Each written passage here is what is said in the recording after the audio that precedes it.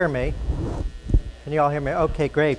Well, thank you all for attending. My name is Harman. I'm the director of the Coalition to Save Manned Space Exploration. I served with a member of Congress who served on the, Steve Stockman, who served on the House Science Committee and the Space Subcommittee. He represented the Johnson Space Committee, so that was a major focus of our office. And I dealt with NASA during that time on the various iterations of the Asteroid redirect mission, as well as other space projects.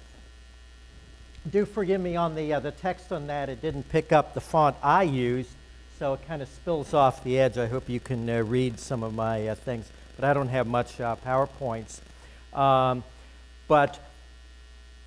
The Asteroid redirect mission, that is NASA's mission for the next 10 years. So I wanted to show you a little bit about what the mission is all about. So I'm going to start with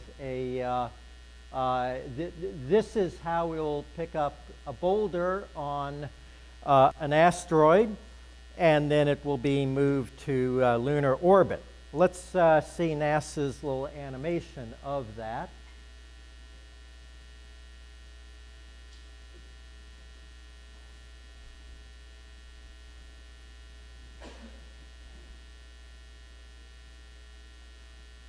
So what we're seeing is the spacecraft, robotic spacecraft that would go out to an asteroid that they believe will have detachable pieces lying on its surface. It'll land on the asteroid and hopefully, unlike Philae, the ESA one, it'll land successfully. And so it'll do some scans around the surface, look for the most ideal boulder to pick up. This would be a piece of material about 5 to 15 feet in diameter. And then it's got arms on it. It kind of looks like some electron microscope photos of viruses or something with weird shapes, or something out of an old science fiction movie. So it comes down and will grab onto a boulder. And here comes the really tricky part, and this could make or break the entire mission very easily. Because you see there, the boulder just picks right up. But what if it doesn't? What if it's like cemented in place? And what if then it hops around and it doesn't find any that it can pick up? Or there's ones that are too big for its arms. These are some of the things that can make or break the entirety of our manned space, deep space program for the next decade. Because what'll we do if we can't grab the thing and then move it back to lunar orbit?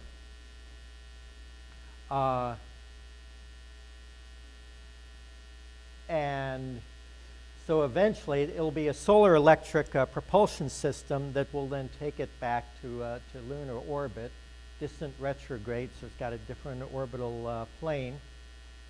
And it'll take a couple of years or more to return.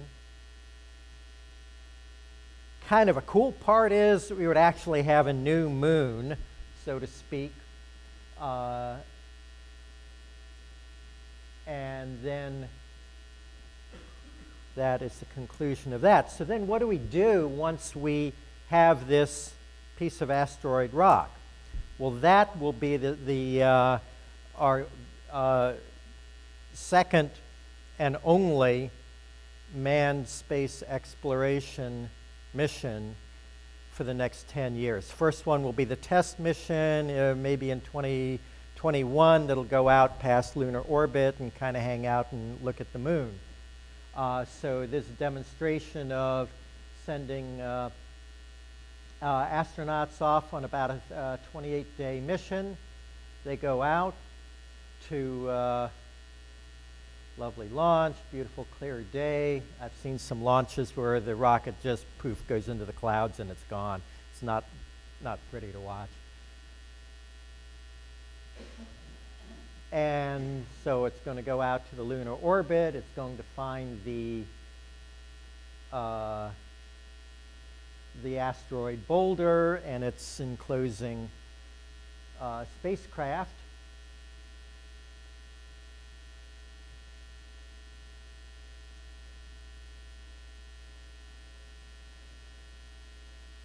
And it will dock with it. Come on. So it docks with the actual spacecraft to kind of lock the two together. And then the astronauts will go out on one or more EVAs to chisel off pieces of it and bring them back. We'll watch as their animation has it. Now this here in the year 2025 or maybe later might be the very first EVA beyond what we do on the space station, so out in deep space. Got to wait a decade for that. So they go out, they pick up tools that are pre-positioned on the spacecraft, and then they're drilling into it. I want one of those drills. Can I get one of those? Yeah. Indeed. So they're securing their samples. The estimate is that they were trying to bring back or have the capability to bring back about 200 kilograms. Put them back in the spacecraft.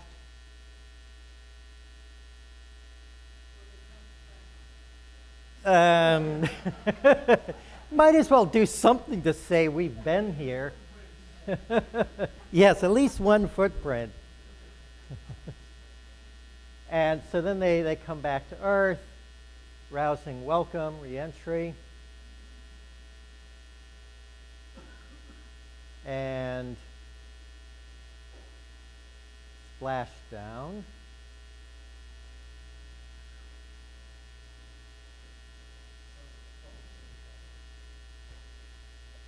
Too much so.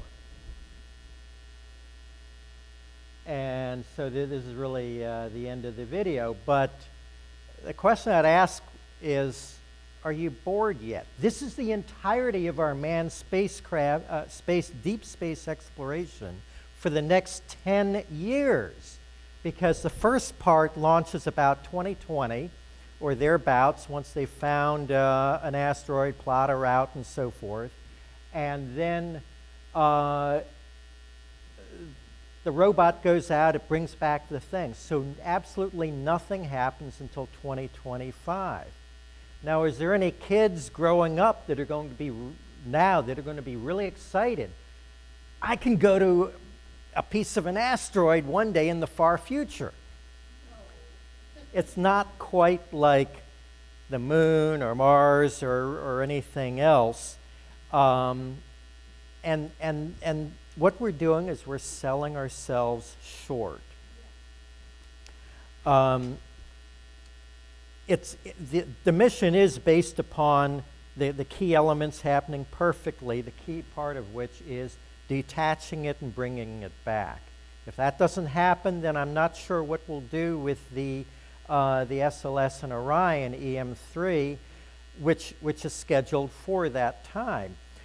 Do we just go out to another distant retrograde lunar orbit, watch the moon for a while, and then come back home like EM2 will give us? Do you think of some little slightly less boring variant on that so you're not doing quite the same thing? What's the plan B? You got to have one.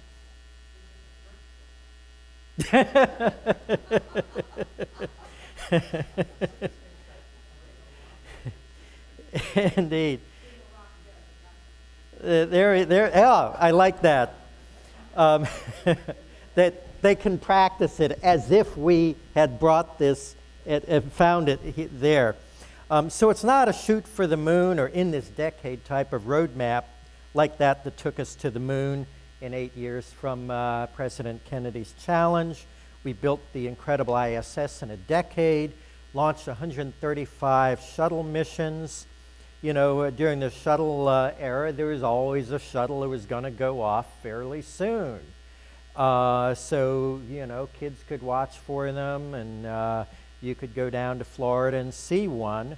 But you go down to Florida now, and you're not going to see any manned launches until 2021, and then none again until 2025 for this year.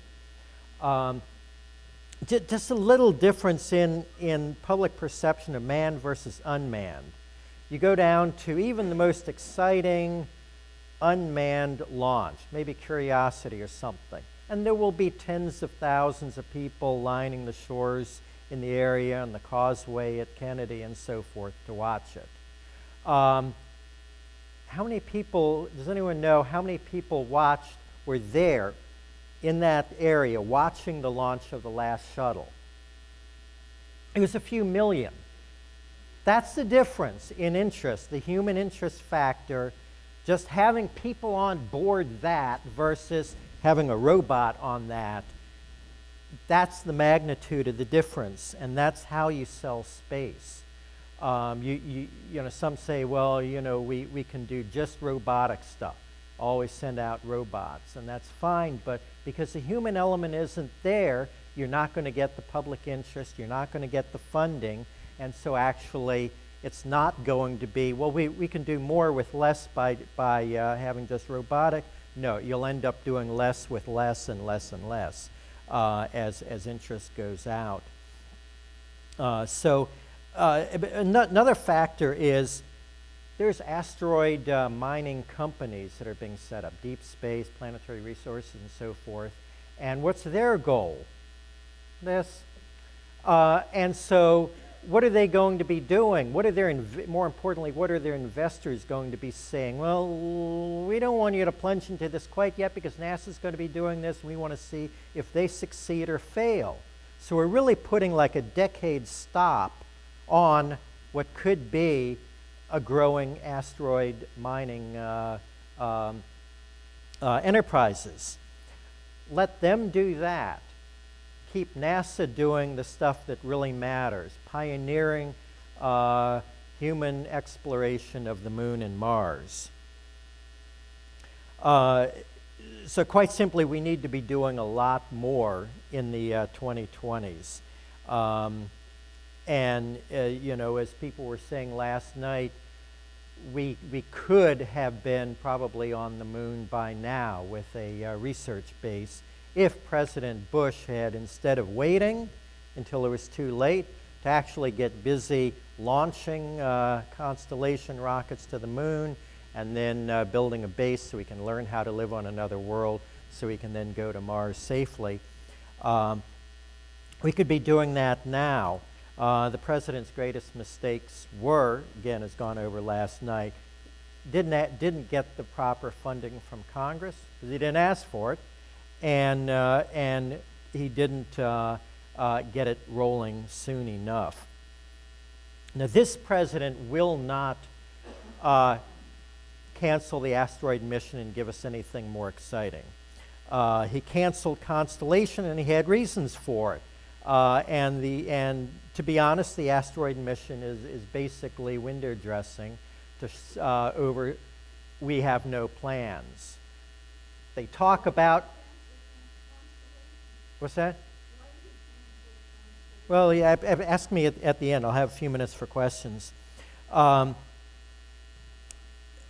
the president keeps saying, and NASA administrator, we have we're on a voyage to Mars. Well, if we are on a voyage to Mars, please show me the plans. I want to see a timeline. This is going to happen, this is going to happen, this is going to happen, and so forth. Here's the budget. Congress can do a fine job with something like that. I'm a political guy, I'm a media guy. I can sell a plan, but I can't sell a no plan. Now, one thing I want to say on this, because I'm criticizing NASA's core mission for the next decade, is NASA did a fine job. I know some of the people who put this together.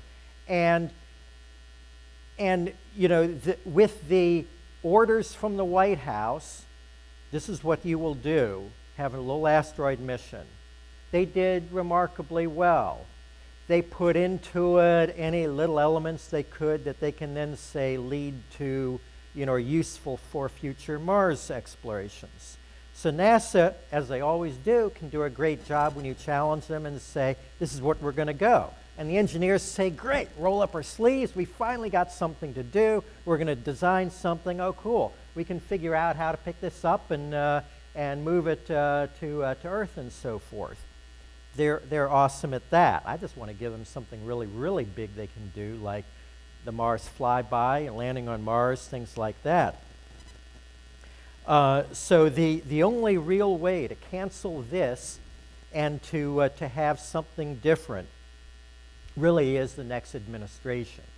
Congress, in theory, could, but what would happen if they had a bill that said the president may not do what the president is insistent that he wants to do? It won't pass in the Senate.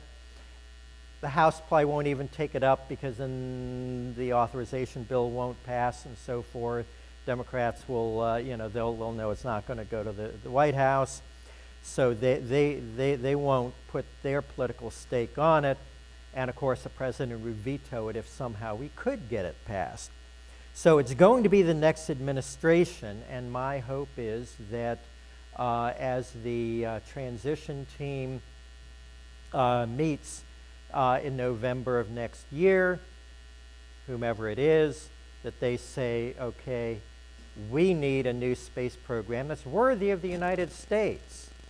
And so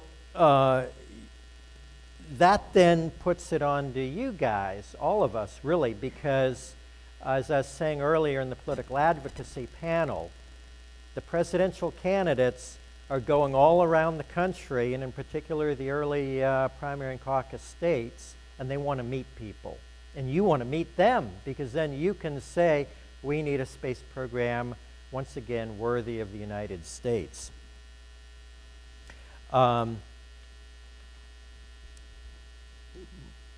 You probably didn't come to a space conference to learn about politics or even foreign affairs, but those are so integral to whether we ever or never go to Mars, no matter how much we wish it were not so.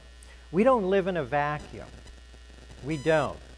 It'd be nice to say we can just slow roll this and have the asteroid mission and it does its thing, and then in the 2030s we start to get busy, or maybe the 2040s or 50s, and eventually we'll get to Mars. Well, whenever we do, we will find it occupied. We will find that the firsts have been done.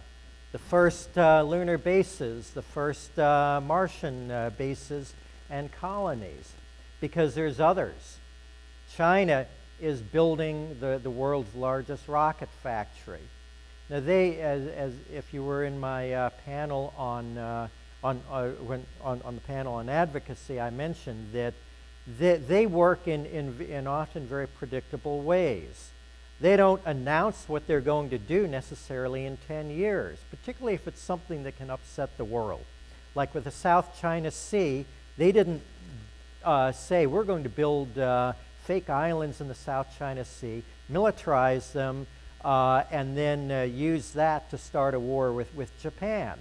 No, they just started making the case very gently, and then a little bit more pressure, a little bit more pressure, and now they're making the islands, and within a year or two they'll probably have them outfitted as Navy bases, Air Force bases, and so forth, and may start their next phase, which would be enforcing their newfound territory. We have 400 years of common law and practice saying international seas are free and open to everyone. So do not expect that the Chinese will wait for us, or the Russians. Once past ISS or even before, I think the Russians are eager and itching to do more in space. They may build a base on the moon. China certainly will. And while we're kind of watching for that asteroid to be brought back, they may be building their base. They may be building it just when we send out that little robotic probe. And then when, by the time we've got it back at the moon and a couple astronauts are chiseling away at the thing, yeah, people tune to that. Then they tune over to the really exciting space news.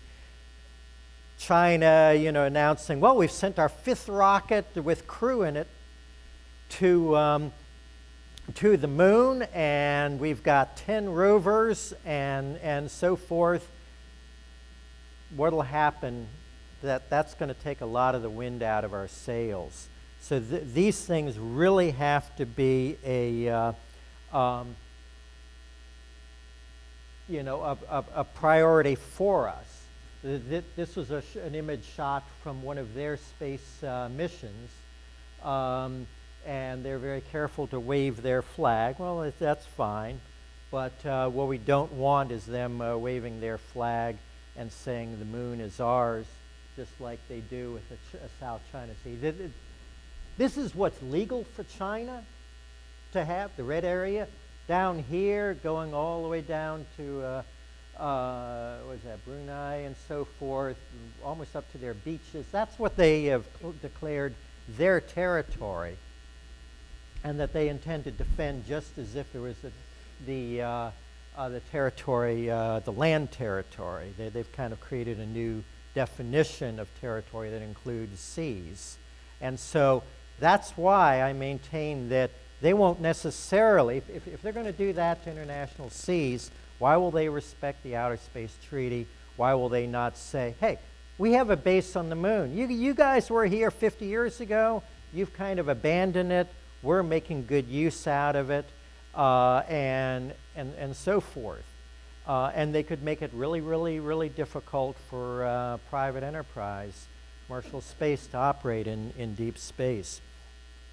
So those are just some of the points. I'll take a couple of questions. What we don't want is to be in 10 years, 20 years, still running rovers around surfaces of the moon and Mars, and maybe looking ahead to maybe the 100th anniversary of Apollo to actually land on the moon. And I believe that if we get really busy, we work with the presidential candidates, then we can change that reality to something that's what we want. Any quick questions? Got a minute or two.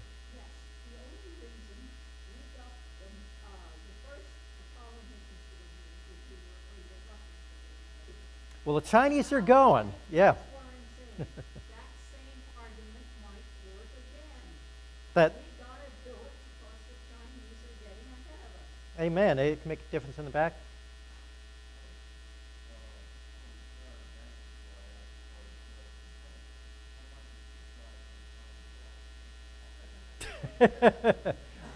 Well, tomorrow I'll be talking about the Mars Flyby project, which could be done on essentially similar money and would be a hell of a lot more fun and come a lot quicker.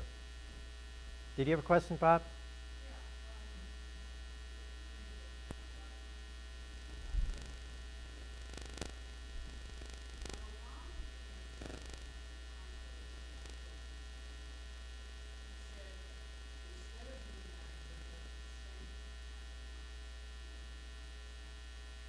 Right.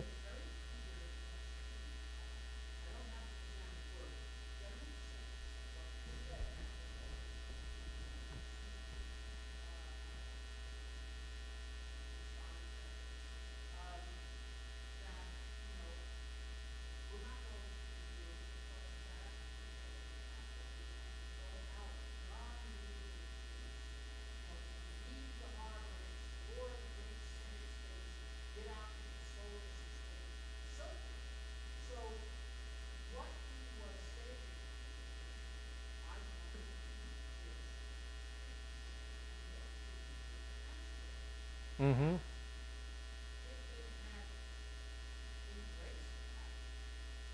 Now,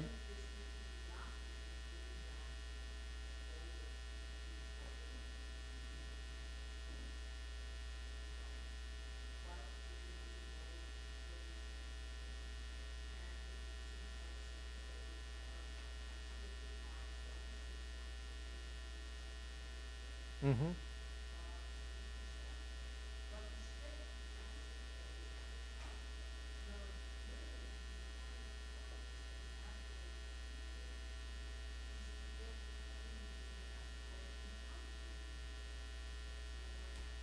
Yeah.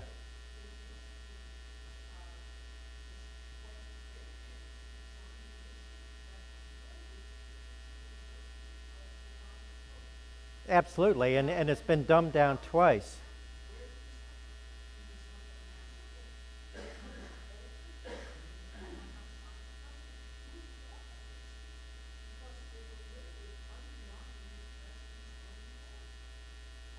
Well, maybe the difference is between what was publicly stated and what was actually carried out. You know, did the president really say, well, you know, I'll set this out as a goal, let's go to that asteroid, but maybe he had no intention of ever going to an asteroid, but that these are just kind of little straw, creations to keep our mind off the fact that we have no program to go to the moon, we have no program to go to Mars. I don't know why that was then replaced with first bringing back an entire small asteroid, and then they decided to, well, we'll just bring back a little piece of an asteroid. So now we're just at, bring back something that you can, this big rather than that big goal, which would have been rather cool. So I think we're out of time. So thank you all very, very much.